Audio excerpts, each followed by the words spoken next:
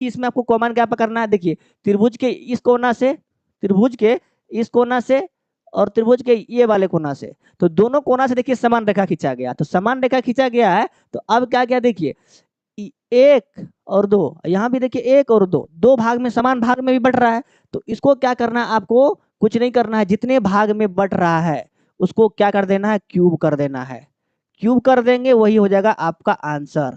ठीक है, कैसे करना है, कौन सा बनता है, ये आपको पिछली हम अपने क्लास में जो करवाए थे उसमें बता दिए थे। यहाँ भी देखेंगे, देखिए यहाँ भी क्या है, यहाँ देखिए ऊपर वहां से, तो यहाँ पे एक लाइन और आप खींच लीजिए, एक लाइन और आप खींच लेंगे, इसमें इसमें एक लाइन और आप खींच लेंगे,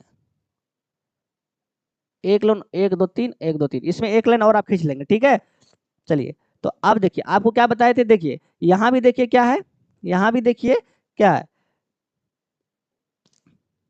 यहाँ देखिए, यहाँ भी देखिए कितने, देखिए त्रिभुज के इस कोने से दो रेखा खींची गई है और त्रिभुज के इस कोने से भी दो रेखा खींची गई है। तो त्रिभुज के दोनों कोनों से क्या किया गया है, समान रेखा खींचा गया है। तो कितना ये भाग में बढ़ रहा है, देखेंगे एक दो तीन, यहाँ से भी चेक कर सकते हैं, ये कोना से भी एक दो और तीन समान भाग में बट गया है। इसमें कुछ नहीं करना है, त्रिभुज की संख्या निकालने के लिए जो संख्या दी हुई है, जितने भाग में बट रहा है उसका क्यूब कर देना, यही आपका क्या हो जाएगा, टोटल नंबर ऑफ त्रिभुज। टोटल नंबर ऑफ त्रिभुज कितना हो जाएगा, 27। यहाँ भी वही करना है, देखिए कितने त्रिभुज के इस कोना से देखिए और त्रिभुज के इस कोना वाला से देखिए, ये कोना से देखिए और ये कोना से देखिए, कितने भाग में बट रहा है देख लीजिए पहले, 1 2 3 4 भाग बच रहा है, 1 2 3 4 कितने भाग में बट रहा है देख लीजिए, नंबरिंग कर भी दे रहे हैं आप लोग, देखेंगे भी 4, यहाँ तक देखिए, यहाँ भी देखिए 2 3 4 समान भागों में बट रहा है। यहाँ भी क्या करना है, 4 का क्यूब कर देना है, 4 का जो क्यूब कर देंगे जो होगा 64, वो आपका टोटल त्रिभुज आएगा। तो चलिए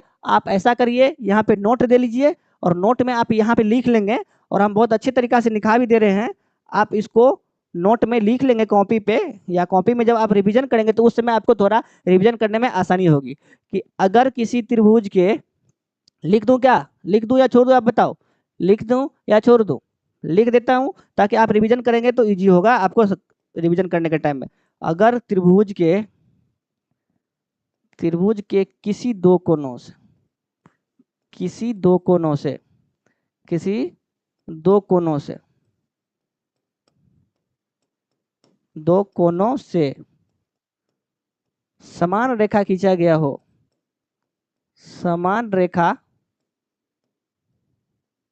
रेखा खींची गई हो या खींचा गया हो तो त्रिभुज जितना भाग में बटेगा, त्रिभुज त्रिभुज जितना भाग में बटेगा, उसका घन,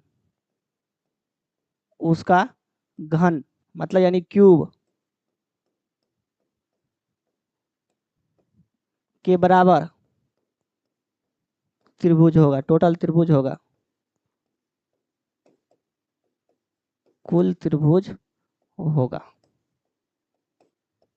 आप क्या करेंगे कि कॉपी के किसी एक कोना में लिख लेंगे, लिख दीजिए सर। चलिए यहाँ तक समझ में आ गया।